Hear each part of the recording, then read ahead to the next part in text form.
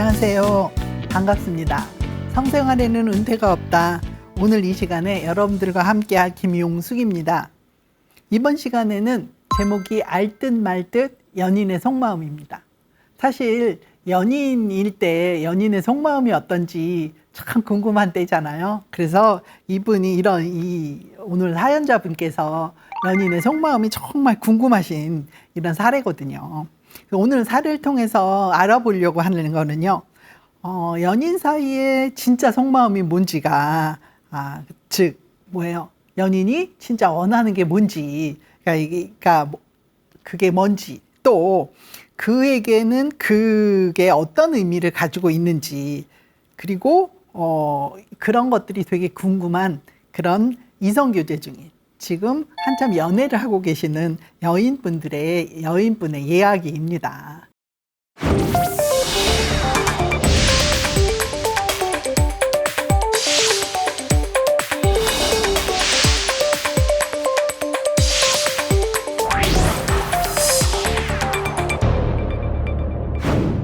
즉, 사실은 나이 들어서 하는 연애 쉽지 않잖아요. 사실은 뭐 나이를 먹어서든 아니면은 뭐 초등학생들 어릴 때 아니면 유치원생들의 그 조그만 때에 연인계 그 남자친구 여자친구 하는 그런 설레는 거든 여하튼 사실은 이게 연애하는 감정은 거의 같으리라고 생각이 듭니다. 그럼에도 불구하고 나이 먹어서 하는 연애에는 여러 가지 어려움들도 또 다른 어려움들이 있지 않나 싶습니다. 그래서 지금 한참 재밌게 연애하고 계시지만 갖고 계시는 어려움들에 대한 이야기입니다. 오늘 사연을 통해서요, 저는 사랑이라고 하는 것들을 통해서, 사랑을 통해서 만들어지는 연이잖아요. 관계들이 우리의 인식과 그 다음에 역할들, 그리고 사회적 의미 가지고 있는, 분명히 연인이기 때문에 둘 사이에 있는 좋은 마음, 그 다음에 둘 사이에 있는 애틋함, 이런 것뿐만이 아니라 바라다 보는 사람도 있거든요. 이 바라다 보는 사회적 의미가 어떤지, 또 연애를 하고 있는 두 사람의 문제뿐만이 아니에요. 그것을 바라보고 있는 사람들의 한마디, 아니면 바라보고 있는 사람들의 생각도 굉장히 중요하리라고 생각이 듭니다. 그래서 이런 것들이 다 이 두 남녀가 연애를 하는 사이에 영향을 미치게 되거든요. 그래서 그들이 의사결정을 할 때에 어떤 의사결정을 하는가 하는 것들을 미치게 되는 영향들, 이런 요인들, 이런 것들을 같이 나누어 보려고 합니다. 오늘 사연자분 그 이야기를 조금 자세하게 말씀드릴게요. 오늘 사연자분은 66세 여성이십니다. 사별한 지 5년 되셨대요. 그리고 나이에 비해서는 건강 상태도 좋으시고 동안이셔갖고 사실은 세련미도 있으시고 매력도 굉장히 있으신 이런 분이기 때문에 약 50대 후반 정도로 보일 정도로 굉장히 젊어 보이시는 분이에요. 그래서 이제 같이 연애를 하게 되시는 분은 1살 연하의 남성이시랍니다. 그래서 지금 새롭게 1살 아래의 연하분하고 거의 또래시잖아요. 이분들하고 같이 이렇게 연애하시면서 지금 한참 행복하신 분이에요. 근데 이 여성분은요, 사실은 첫 결혼하고 한 결혼이 10살 더 나이가 차이가 나는, 나이가 더 많은 분이 이제 남편이셨어요. 사별하신 남편분이. 그래서 남편분하고 나이 차이가 꽤 많이 있었기 때문에 그분하고 같이 살면서 아들 하나 낳고 그리고 잘 살다가 이제 사고로 남편을 잃는 이런 어려움을 겪게 되셨거든요. 그래서 되게 속 아파하시고 슬픈 이런 시간들을 보내고 이제 새로운 분을 만나서 새로 시작하는 이런 시기랍니다. 그래서 처음에는 남편을 잃고 나서는 엄청 힘이 들으셨대요. 한 3년 지나고 나니까 그래도 많이 그 어려움을 극복하게 됐고요. 그래서 이제 지나고 이제 지인 소개로 지금의 남자친구죠. 남자친구분을 만나서 이제 혼자가 아닌 시간, 둘이 함께하는 시간을 같이 보내고 있다고 합니다. 다행스럽게 엄마가 새로운 출발을 하는데 아들은 30이 다 가까운 아들은 축복해주고 있다고. 그리고 엄마의 결정을 충분히 이렇게 존중해주고 축복해주고 해서 사실은 가족 안에서의 갈등은 없으시대요. 그 사실 이런 경우는 굉장히 행복한 연애하고 계시는 거거든요. 사실 연애하시는 분들 중에요, 가족들이 반대하시거나 아니면 가족이 별로 반가워하지 않아서 소갈이 하고 계시는 분 진짜 많거든요. 그렇다고 지금의 남자친구나 여자친구를 손을 놓자니 또 이렇게 마음에 드는 분을 만날 수 있을까? 사실은 기회가 점점 없어지잖아요. 그래서 정말 소갈이 하시는 분 진짜 많거든요. 다행히 이 지금 남자친구신 분도 건강하시고 매너도 있고 경제력도 있으시대요. 그래서 사실 이 두 분이 뭐 생활을 이어가시는 데는 큰 어려움이 없는 이런 상태라고 합니다. 근데 이제 이 두 분이 1년 넘게 이제 연애를 하시다가 재혼 이야기가 나오고 살림을 합치는 얘기가 나왔던 거죠. 그래서 고민을 좀 많이 하셨다고 그러더라고요. 재혼을 할까? 재혼을 하려고 보니 양쪽 집 다 사별하신 분들인데 서로 양쪽 집 다 아이들이 있고 기존에 하고 있었던 살림들이 있잖아요. 그래서 자기네들이 살고 있는 그것들을 한꺼번에 다 합치려고 하니까 어려움이 많이 있었고 복잡한 일이 굉장히 많은 거죠. 물론 뭐 이렇게 자세히 말씀을 안 하셨습니다만 우리가 쓱 생각해봐도 알 수 있는 거잖아요. 그 개인적인 이런 사람 간의 관계 그리고 사람의 이런 뭐 마음 이런 것들, 이런 심리적이나 아니면 사회에서 보는 이런 사회적인 의미나 역할 이런 것도 중요하지만 사실은 뭐 이렇게 나이 들어서 노년이 돼서는 사실 서로들 갖고 있는 경제적인 이런 그런 환경들 이것도 되게 커다랗게 작용을 하리라고 생각이 됩니다. 그렇기 때문에 사실 법률혼으로 해서 재혼을 하는 경우에는 완전히 이제 부부가 되면서 경제 공동체가 되잖아요. 경제 공동체가 되면 여태까지 생활했었던 거하고는 전혀 다른 측면으로 어떤 부분은 손해를 볼 수도 있고요. 어떤 부분은 또 뭐 조금 더 경제적으로 조금 더 이익을 보는 수도 있겠죠. 그러나 여하튼 그 중에서 복잡하게 되는 거는 당연하리라고 생각이 됩니다. 그래서 자기네들의 서로의 경제 기세 생활의 기반을 그대로 유지하고 그 다음에 왔다 갔다 하는 걸로 이제 결정을 두 분이 보셨답니다. 처음에는 사실혼 관계죠. 그냥 살림을 재혼이라고 하는 혼인신고는 하지 않고 그냥 살림을 합칠까라고 보니까 살림을 합치려고 보니 이제 살림을 아주 합치게 되면 이 지금 사연자이신 분의 아드님도 왔다 갔다 하는데 좀 불편하고 또 남자친구이신 분의 자녀들도 있는데 그들도 왔다 갔다 할 때에 어려움도 있고 이런저런 것들이 서로 속편하지 않을 것 같아서 이 두 분들은 사실 사실혼도 아니고 그냥 양쪽의 생활 기반 그대로 두고 사실 왔다 갔다 하시면서 사시는 이런 뭐 동거도 아니고 반동거 형태라고 볼 수 있죠. 그런 반동거 형태를 이제 선택을 하신 겁니다. 그래서 두 분이 같이는 있고 싶으시고 두 분이 양쪽에 다 생활 기반을 갖고 계시니 그대로 유지하면서 뭐 때로는 남자분 집에 때로는 여자분 집에서 같이 만나서 뭐 2, 3일씩 이렇게 지내시는. 그래서 지내다 보니 일주일에 한 2, 3일은 같이 지내신다고 이야기를 하더라고요. 그래서 뭐 필요할 때는 두 분이서 따로따로 지내시다. 또 시간 같이 될 때는 두 분이 같이 지내시고 어떤 면으로 보면 되게 효율적이기도 하고 또 시간적으로도 그렇고 굉장히 효율적이고 안정적인 이런 생활이나 형태일 수도 있습니다. 대신에 또 무엇인가로 꽉 묶여 있지 않기 때문에 사실 부부라는 경우에는 혼인이라고 하는 법률적인 혼인으로 묶여 있기 때문에 이게 어쩔 수 없이 공동체의 역할을 하잖아요. 서로 떨어지기도 힘들고 또 서로 의무도 있고 뭐 나가서 여러 가지 그 속박 부각되는 이런 부분들이 많은 것에 비해서 사실 이분들은 굉장히 개인의 생활을 충분히 본인들이 원하는 대로 이렇게 누리고 또 같이 있을 때의 이런 좋은 점도 누리고 해서 사실은 굉장히 좋은 점만 이렇게 누린 경우라고 볼 수 있겠죠. 그래서 이렇게 서로의 집을 왔다 갔다 하는데 이제 남편이지 아니라 이제 남자친구죠. 이제 남편의 거의 남편인 남자친구가 되겠습니다. 그래서 이 남자친구가 조금 더 경제력이 있으셔서 그분 댁이 조금 더 넓으시대요. 그러다 보니 자꾸 남자친구 집에 가서 오래 이제 지내시는 경우가 훨씬 더 많아졌다고 얘기를 하시더라고요.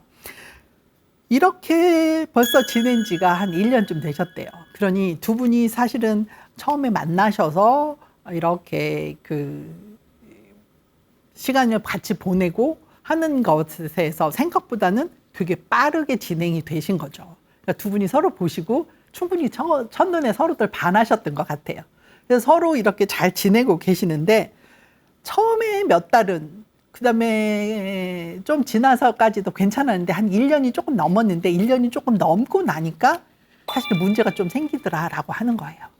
그래서 어떤 문제가 있으셨습니까? 뭐 어떤 부분이 불편하셨어요? 라고 하시니까 이렇게 얘기하시더라고요. 시작은 경제적인 문제였습니다. 그래서 경제적인 문제요? 두 분 다 생활하시는 대로 생활하시는 거니까 크게 문제가 없지 않아요? 경제적인 어려움이 있으신가요? 라고 말씀드렸더니 그건 아니고요. 같이 생활을 하다 보니 생활비가 필요하잖아요. 근데 구체적으로 그것에 대해서 논의한 적이 없어요. 왜냐하면 이들은 부부도 또 아니신 상황이잖아요. 그러다 보니까 그냥 서로 주머니 돈이 쌈짓돈 뭐 이런 식으로 그냥 연애하실 때의 연장선으로 이렇게 생활을 하셨나 보더라고요. 그래서 구체적인 논의 없이 생활을 하다 보니까 눈에 보이지 않는 소소한 소비가 늘어나더라는 거예요. 그래서 본인의 통장 잔고가 바닥이 났다는 말씀을 하시는 거예요. 본인이 원래 넉넉하지는 않으셨대요. 그렇지만 또 뭐 크게 쪼들리지도 않아서 그래도 매달 뭐 몇십만 원 정도는 저축하고 사시는 이런 경제 상태였다고 해요. 그래서 통장 안에 그래도 꽤 많이 몇 천만 원이라고 하는 돈이 이렇게 좀 쌓여 있는 상황이었는데 그게 1년이 조금 지나고 나서 보니 거의 바닥이 나고 있더라는 얘기죠. 그런데 그렇게 돈을 쓴 소비가 그렇게 소비한 게 그렇게 아깝다는 생각은 안 들더래요. 그리고 왜 그랬는지는 본인도 이해가 안 되는 거예요. 근데 저도 이해가 가요. 혼자 있을 때는 자체가 굉장히 간단하잖아요. 먹는 것부터도 우선 간단하게 뭐 대충 조금 준비해서 먹으면 될 텐데 둘이 같이 있으면 그렇지 않잖아요. 좀 생활해 보신 분들은 다 이해가 되실 거예요. 그래서 아무래도 먹는 것에서도 식자재 값이 많이 들더라. 그럴 것 같아요. 맛있는 거 해서 같이 먹고 싶고 그다음에 좋은 거 같이 하고 싶고 또 아무래도 둘이 또 이러다 보면 집에서 해 먹는 것도 있지만 그러다 보니 외식도 많고 뭐 이랬을 것 같아요.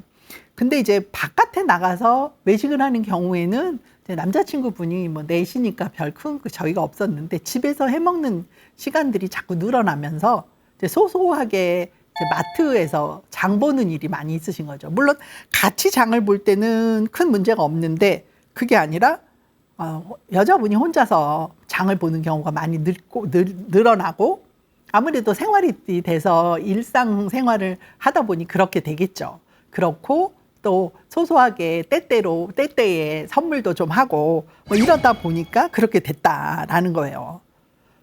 그래서 이해는 되는데 가만히 따져서 보니까 이제 통장의 잔고가 이제 바닥이 나면서 여자분이 이제 생각이 이거 이렇게 계속 진행해도 되나? 라는 생각이 들고 바닥이 나니 조금 불안하시기도 했겠죠. 전에는 그래도 몇십만 원씩 저축을 하고 살았는데 통장에 다 잔고가 없어? 하다 보니 근데 내 이 불안한 마음을 남자친구는 아는가? 는 생각이 들더라는 거예요. 어쩌면 알아주기를 바랬을 수도 있겠죠. 근데 왠지 모르고 있는 것 같으니 나만 혼자 손해보나? 라는 생각이 드셨던 것 같아요. 그래서 그런 생각이 들더라 이거예요. 근데 그러니까 왠지 서운한 생각이 자꾸 들더래요. 그래서 그렇게 마냥 만나면 좋고 뿌듯하고 편안하고 했었던 것이 자꾸 여러 가지 잡생각이 들더라는 겁니다. 도대체 저 남자한테 나는 뭐지? 생각해 보니까 되게 불안한 관계인 거예요. 언제라도 헤어질 수도 있는 거고. 그렇다고 또 이게 가깝지 않은 관계냐? 그렇진 않고 거의 뭐 부부나 다름없이 이렇게 지내는 거잖아요. 양쪽 집에 무슨 일이 있을 때는 서로 저쪽 집 아이들이 올 때 가서 같이 음식해서 같이 먹기도 하고, 또 우리 집 뭐 아들이 왔을 때도 같이 불러서 밥도 같이 먹고, 거의 완전히 식구처럼 살고 있는데, 이게 이 실질적으로 삶은 그런데 실질적으로 드러난 거는 그냥 남자친구일 뿐이라고 하는 것이 또 불안한 이런 부분도 있었던 거죠. 그러다 보니까 그렇게 좋았었던 저 사람이 조금씩 잡생각이 많아지면서 이제 이분이 나를 어떻게 생각하나 이런 생각이 많이 들더라는 거예요. 이런 생각이 많이 드니 그 사람의 손길이 그렇게 반갑지만은 않더라라는 거예요. 사람 마음이 굉장히 아주 간사한 게 맞는 것 같습니다. 그게 뭐 그분만 그러리라고는 생각이 아니에요. 모든 사람이 그렇지 않겠어요. 그런 현실적인 문제 때문에 저 사람이 도대체 저 사람이 내 속을 아나? 내 상황을 아나? 그 다음에 내 상황을 알면서 이러는 거야? 아니면 진짜 모르고 있는 거야? 우리 관계는 어디까지 가는 거지? 뭐 여러 가지 생각이 들으셨을 것 같아요. 그런 생각이 들다 보니 그가 오는 손길, 스킨십이나 아니면 뭐 성관계나 이런 것들도 그렇게 반갑지만은 않더라라는 이런 생각이 들더라는 거죠. 이런 변화를 느끼면서 이 관계가 이제 불안해지기 시작한 거죠.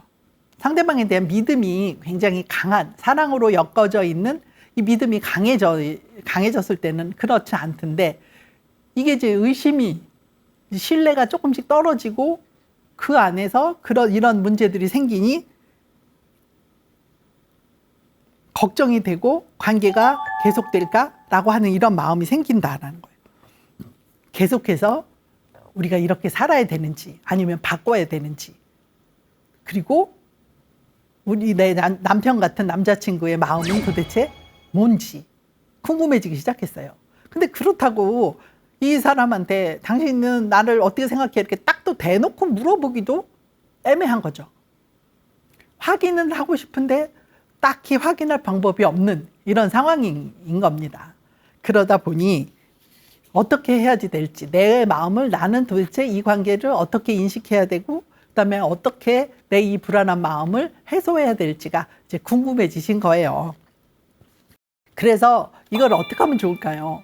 라고 이야기를 하시더라고요. 근데 사실은 이런 식의 상담이나 아니면은 도움을 요청하는 거가 저는 처음은 아니었어요. 몇 번 됐었거든요. 근데 처음에는 이건 경제적인 문제지. 그러니까 저는 이렇게 말씀드렸었습니다.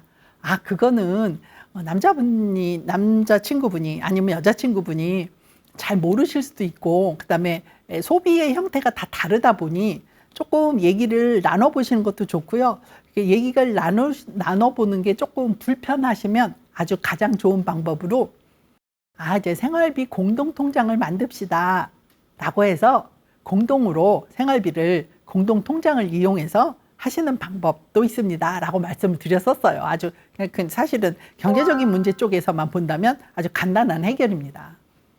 그렇게 말씀을 드렸었는데, 이제 그렇게 조언을 몇 번 해드리고 이런 종류의 도움을 청하는 사연이 또 접하게 되니 저는 조금 여러 가지 생각이 들더라고요. 그리고 이 여자분은 경제적인 부분에서만의 문제를 어떻게 해결할까요가 아니라 관계를 계속해서 유지할 수 있을까요? 이게 이렇게 유지하는 게 맞을까요? 라고 하는 질문을 저한테 하시는데, 이건 조금 깊이 좀 생각해 봐야 되지 않을까. 겉모습은 경제적으로 소비에, 내 통장이 내가 조금 더 상대를 위해서 소비가 조금 늘어나서 경제적인 문제다라고 하고 있는데, 실제의 문제는 그렇지 않지 않나라는 생각이 들었습니다. 그래서 조금 같이 나눠보고 따져봤으면 어떨까라는 생각을 해봤습니다. 첫 번째는요. 왜 재혼이 아닌, 보통 일반적으로는 두 남녀가 좋아하고 만나서 우리 정말 좋아, 그리고 같이 살고 싶어, 그러면 보통 이제 뭐 동거라 하기도 하고 그다음에 결혼이라는 사회 안에서의 이런 제도를 통해서 하게 되잖아요. 특히 뭐 요즘 젊은이들은 동거도 굉장히 많고 뭐 여러 가지의 우리가 생각하지 못하는 여러 가족의 형태들을 가지고 있습니다만, 사실 노년기에 접어드니 저희들은 사실은 그렇지 않잖아요. 그렇게 그런 생각이 아주 자연스럽게 변화하기는 쉽지 않은 것 같습니다. 그러면 대부분 다 재혼을 할 거냐, 아니면 헤어질 거냐, 이렇게 그냥 연애 관계로 해서 그냥 데이트만 할 거냐, 이런 것들에 대해서 막 이렇게 걱정을 하기도 하고 의사선택들을 하는데, 이분은 반동거라고 하는, 이 동거도 아니고, 사실은 동거라고 하면 사실혼 관계인데, 사실혼 관계도 사실은 아닌 것도 아니고 긴 것도 아니고 하나는 되게 애매한 상태예요. 그리고 이렇게 반쯤 걸쳐져 있는 애매한 상태를 왜 선택했을까? 라고 하는 것들을 한번 우리가 좀 그러니까 이분들의 기본적인 사고방식을 한번 이렇게 돌아다 볼 필요가 있다라고 생각을 했습니다. 그렇다면 재혼을 했을 때의 장점과 단점이 있을 거 아니에요. 장점은 뭐가 있을까요? 장점은 이제 우리 둘의 개인적인 이런 관계의 설정뿐만이 아니라 사회에서 봐주는 것도 그렇게 봐주는 굉장히 공고한 관계가 설정이 된다는 거죠. 법적인 것도 같이 연결이 되는 거잖아요. 그래서 완전한 하나의 공동체로서, 가정 공동체죠. 그래서 공동체로서 역할을 하게 되는 장점이 있습니다. 상당히 안정스러운 이런 관계가 된다는 거죠. 대신 단점은 뭘까요? 굉장히 안정스럽다는 얘기는 여기서 문제가 생겼을 때 그것을 해결하기는 쉽지가 않은 거죠. 의무와 더불어서 또 해야 되는 그 책무도 같이 있는 거잖아요. 의무도 있고 거기에 따라서 권리도 같이 받게 되는 이런 관계가 되다 보니 사실 의무를 수행해야 되는 단점이 또 있다고요. 그래서 이런 장점과 단점 사이에서 이분들은 아마 장점만 가지고 가고 싶지 않았을까라는 생각이 듭니다. 그래서 우리는 불리한 건 안 하고 이게 유리한 것만 이렇게 가지고 관계를 만들어 가겠어라고 하는 생각을 하셨으리라고. 그래서 아마 이 형태를 선택하지 않으셨을까라는 생각을 해봅니다.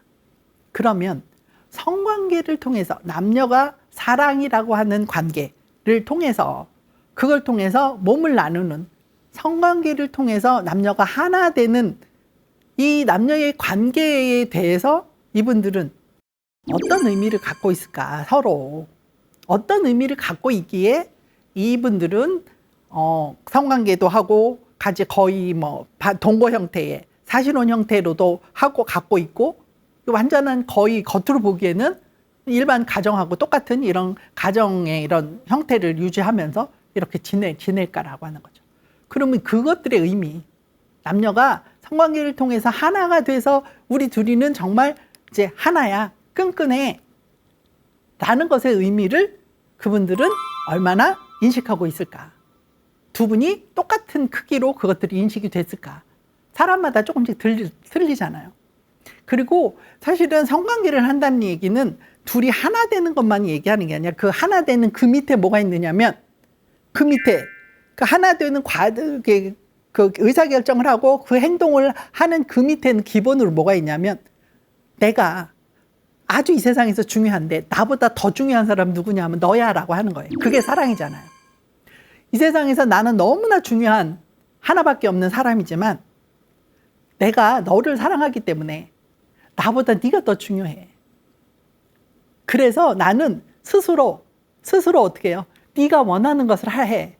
네가 원하는 것을 정말 스스로 기쁜 마음으로 할 수 있어. 이게 밑에 깔려 있는 거잖아요. 그것을 몸으로, 그 다음에 마음으로 이게 표현해서 하는 행동이 성관계란 말이에요. 그래서 이 성관계라고 하는 성관계를 갖는 섹스를 통한 관계 유지를 하는 것에 대한 의미를 정말 잘 알고 계실까라고 하는 거죠. 그래서 사실은 책임하고 의무가 사실 같이 있는데 이때 의사결정할 때 어떤 책임과 어떤 의미가 있는지를 우리는 충분히 생각해 보고 의사결정을 하는 게 필요하겠다. 특히 연애하시는 분들의 경우에는 이게 아주 굉장히 중요한 일이라고 생각이 듭니다. 그런데 여러분들이랑 같이 이야기하고 싶은 거는 우리는 과거에 남녀의 관계에서 서로 사귀는 관계, 뭐 이게 뭐 남사친, 여사친처럼 그냥 아는 관계일 수도 있어요. 그러나 이렇게 몸을 하나로 섞는 성관계를 통해서 만들어지는 이 남녀의 관계에서의 책임과 의무에 대해서 정말 곰곰이 생각해보고 그것들을 생각한 그 기반 위에서 의사결정을 해서 이 사람하고 같이 이런 것들을 해야 되겠다라는 것들을 한 경험이 그렇게 많이 있으신가 하는 거예요. 사실 저는 제 개인적으로 보면 별로 결혼할 때도 그렇게 제가 뭐 생각해서 그렇게 한 것 같지 않습니다.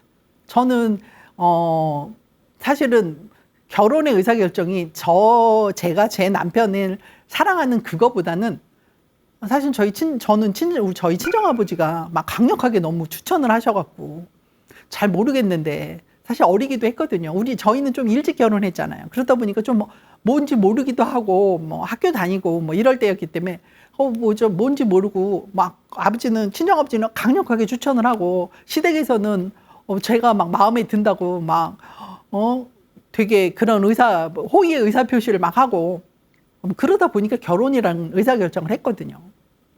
아마 저처럼 하신 분들도 꽤 많이 있으시리라고 생각이 돼요. 우리는 그런 의사결정들을 많이 해본 경험이 별로 없다는 거죠. 근데 지금의 사회는, 지금의 아이들은 조금 저희보다는 경험이 좀 많으리라고 생각이 됩니다. 그렇지 못했기 때문에 쉽게 저 남자가 날 좋다고 하니, 아니면 내가 저 남자가 좋으니, 그런 한 가지 측면만 갖고 의사결정을 하기도 한다는 거죠. 사실 그래서 나이 들으셔갖고요, 연애하시다가 깨지고, 그래서 또 어려움을 엄청 겪으시는 분도 굉장히 많아요.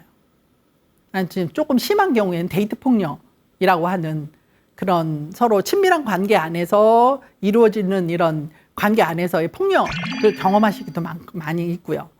다 늙게 정말 인생의 그런 마지막 완성의 단계에서 굉장히 크게 어려움을 겪으시는 분도 굉장히 많으세요. 그리고 그렇게 받은 상처는 쉽게 이렇게 아물지 않거든요. 그렇지 않아도 사람이 자꾸 내가 알고 있는 사람, 즉 인간관계가 자꾸 줄어드는 시기인 이 노년에 이런 상처를 얻게 되면 정말 치명타일 수 있습니다. 그래서 연애를 하시는 분들은 가능하면 의사결정을 하실 때 스킨십의 단계가 넘어갈 때라든가 아니면 이렇게 서로 성관계의 이런 성행동을 결정하실 때 또 주거의 형태를 이렇게 같이 반동거 형식으로 하시는 분들도 되게 많기는 해요. 이렇게 왔다 갔다 하시면서 하기도 하고 하는 이런 것들을 하실 때 충분히 좀 생각해 보실 필요가 있다라는 거죠. 어떤 일이 벌어질지 사실은 모르거든요. 부부로 엮어서 몇십 년을 살다가 깨지는 이혼이라고 하는 것도 겪는 시대잖아요. 그래서 충분히 그런 것들을 고려해 볼 필요가 있다라는 말씀을 드리고 싶습니다. 두 번째는 연인인 남성이잖아요. 지금 남자분의 생각은 어떤지 모릅니다. 여자분도 사실은 제가 이제 그런 말씀 드렸어요. 이해할 때. 그러면 그 남자친구분하고 같이 한번 오시죠. 그런데 사실은 그렇게 말하기가 아직은 이렇게 불편하신지 그건 별로 안 원하시더라고요. 그러면 연인이신 남성분은 남편 같은 남자친구분은 과연 이런 것들을 몰랐는지 아니면 알고도 그냥 외면했는지 이게 되게 궁금하잖아요. 사실 이 사연자분도 사실은 모르는 건지 아니면 알고도 외면을 하는 건지가 되게 궁금하신 거예요. 그거는 진짜 확실하게 어떤 건지는 누구한테 뭐냐면 본인이 남편 같은 남자친구한테 딱 물어봐서 그의 입에서 난 어떻다라고 나오는 게 사실 정답이겠죠. 근데 이제 저희가 유추를 해보자면 사실 인지 부족일 수도 있어요. 왜냐하면 남자분이 혼자 사셨어도 혼자 생활을 하시면서 들어가는 생활비라든가 아니면은 혼자 사시면서 이렇게 부부가 같이 사는 것 같은 생활을 하는 것에 대해서 그 소비에 대해 잘 모르실 수도 있거든요. 그래서 정말 인지가 부족할 수도 있어요. 그래서 그 과정이 그냥 이분은 본인이 불편한 게 없으니까 그냥 뭐 그렇게 해서 좋다 그냥 그러고 지나가실 수도 있다는 거죠. 그렇다면 이분은 배려가 좀 부족하신 분이에요. 사실은 지금 뭐 결혼이라는 만약에 재혼을 뭐 나중에 더 나가서 재혼을 하시게 된다면 이때는 좀 생각해 보셔야 되는 거예요. 사실 이렇게 막 무심하게 이렇게 모르는 사람, 모르는 이런 게 예민하지 못한 분, 배려심이 없는 분하고 같이 지내는 거 쉽지 않습니다. 두 번째는 알아서 눈치는 챘으나 그거는 뭐 내가 굳이 뭐 아는 척 해봐야 나한테 덕 돌아올 거 없다고 그러죠. 나한테 이익될 거 없는데 그냥 모르는 척 해 라는 경우예요. 만약 이런 경우도 이런 분이라면 어떻게 보면 아내 같은 여자친구를 이용하시는 거예요. 그러니까 아주 이게 뭐 극단적으로 말씀을 드리면 그렇다는 거죠. 그렇다면 본인은 뭐 쉽게 얘기하면 수발도 들어주고 집에 왔을 때 일주일에 2, 3일 정도는 같이 있으니 외롭지 않고 또 나머지 시간에는 나 혼자 있으니 아주 자유스러운 이런 생활도 가능하고 아주 이상적이라고 생각하실 수도 있다는 거죠. 그렇다면 이것도 사실 알고도 모른 척 한다면 사실은 조금 더 문제가 되고 만약에 이런 분이라고 그러면 굳이 여자분이 계속해서 관계를 가지면서 이게 관계 유지를 해야 될까 할 때 좀 물음표가 되지 않겠습니까? 물론 뭐 사람에 따라서 다 다릅니다만 그것도 한번 생각해 봐야 될 일이라는 거죠. 이거는 이제 사실 남성분의 상대방의 마음이 어떤가라고 하는 것들을 이야기를 했다면 두 번째는 나의 마음인 거예요. 이 여자분은 이 남자분한테 진짜 바라는 게 뭘까요? 어떻게 생각하십니까, 여러분들? 이 여자분은 도대체 진짜 바라는 게 뭘까요? 이 여자분은 이 남편 같은 남자친구가 나를 어떻게 해요?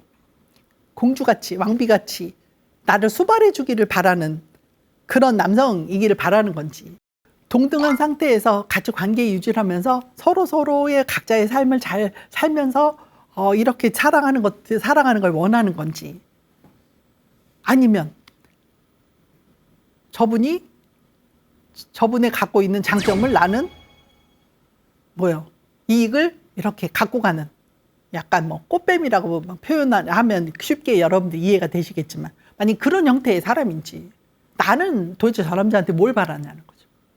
대부분의 경우는요, 본인 스스로 내가 무슨 마음인지 잘 모른다는 거예요. 제일 중요한 건 뭐냐면요, 내 마음이에요, 내 마음.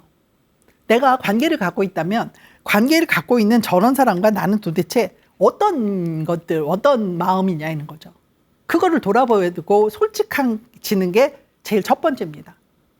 그래야 사람하고의 관계가 유지되지, 이렇게 친밀한 관계는 그렇지 않으면 유지가 되지 않습니다. 그래서 그걸 먼저 돌아보시는 게 필요하다라는 말씀을 드립니다. 그렇다면 이런 경우에 제3자인 여러분들은 이런 걸 보면 어떻게 조언하시겠습니까? 사실은 둘의 관계가, 둘의 생각이 진짜로 중요합니다만 이 둘 사이의 관계에서 정말 영향력을 강력하게 미치는 거가 뭐냐면 다른 사람들의 얘기예요. 주위에서 나를 쳐다보면서 얘기해 주는 거예요. 친구들의 조언이에요. 성과 관련되는 부분에서는요, 대부분의 전문가한테 물어보는 것보다 누가 더 제일 많이 조언을 제일 많이 하고 강력한 영향력을 미치는가 하면 친구예요, 친구. 친구가 말을 하는 거예요. 여러분들 잘 이렇게 지나다니시면서 얘기를 해보세요. 아, 친구가 그러는데, 뭐, 이렇대. 친구의 이야기가 굉장히 큰 영향력이 있거든요. 그러면 우리는 이런 분들을 주위에서 만났을 때 우리는 어떤 시선으로 보느냐는 거죠. 저 사람들은 정말 이상해. 아니, 결혼을 할 거면 하고 말 거면 말지. 어머, 저렇게 이게 어정쩡하게 저러고 사냐? 이렇게 얘기하는 사람도 있겠죠. 어떤 사람은 되게 현명하네. 양쪽 제도에서 갖고 있는 굉장히 장점만 갖고 굉장히 효율적으로 뭐 운영을 되게 잘하네. 이렇게 볼 수도 있겠죠. 이게 이제 사회적인 사실은 시선일 수도 있고요. 그래서 우리는 어떻게 볼 거냐는 거죠. 이 여성분이 지금 처해 있는 이 상황이 어떤 걸로 평가를 해주는 거예요. 계속해서 이 여성분은 인내하고 희생하고 그렇게 지내는 거. 아니, 이제 서로 연애를 하고 같이 거의 뭐 반동거 상태로 거의 사실혼이잖아. 이제 몸도 하나가 됐고 살림도 거의 뭐 이렇게 왔다 갔다 하면서 거의 뭐 식구들처럼 이렇게 지내는데 뭐 가족이랑 뭐가 크게 달라. 그러면 사실은 좀 참기도 하고 좀 희생도 하고 그래야지 되지 않아? 라고 하는 측면으로 우리가 이야기해 줄 건지, 저 사람은 저런 사람하고는 계속해서 관계를 맺으면 본인이 너무 불행해져, 이렇게 봐줄 거냐라는 거죠. 이 옆에서 훈수두는 이 말 한마디가 사실 그 두 분한테 의사결정을 하는데 굉장히 커다란 영향을 미친다는 거예요. 우리는 어떻게 봐줄 거냐. 사실 대부분의 경우에는, 많은 경우에요, 스스로가 주역이 되는 경우 그렇게 많지 않습니다.